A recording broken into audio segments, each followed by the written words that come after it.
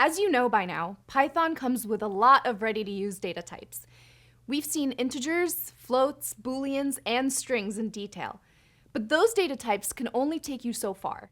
Eventually, in your scripts, you'll want to develop code that manipulates collections of items, like a list of strings representing all the file names in a directory, or a list of integers representing the size of network packets.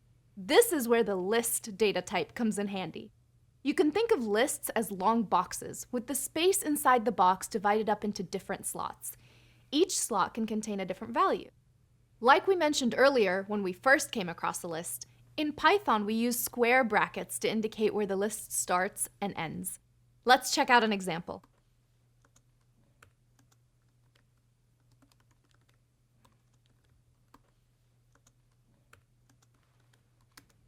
Here, we've created a new variable called x and set its contents to be a list of strings. We can check the type of x using the type function we saw a little while ago. Nice! Python tells us this is a list.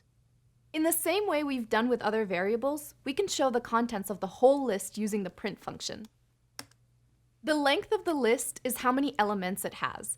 To get that value, we'll use the same len function we used for strings. That's right. Our list has 4 elements. When calling len for the list, it doesn't matter how long each string is on its own. What matters is how many elements the list has. To check if a list contains a certain element, you can use the keyword in, like in these examples.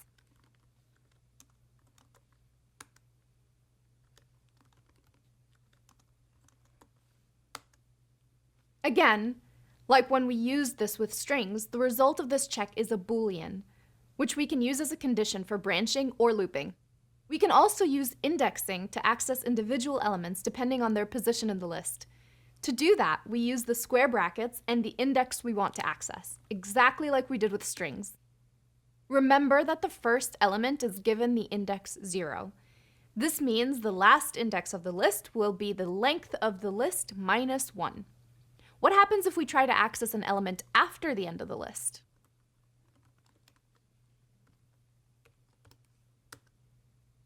You might have seen this coming. We get an index error. We can't go over the end of the list.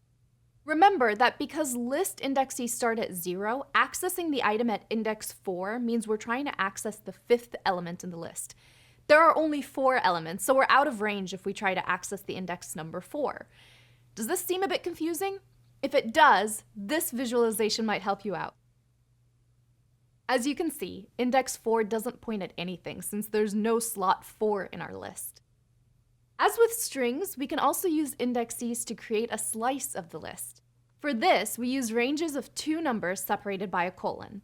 Again, the second element isn't included in the slice, so the range goes to the second index minus 1.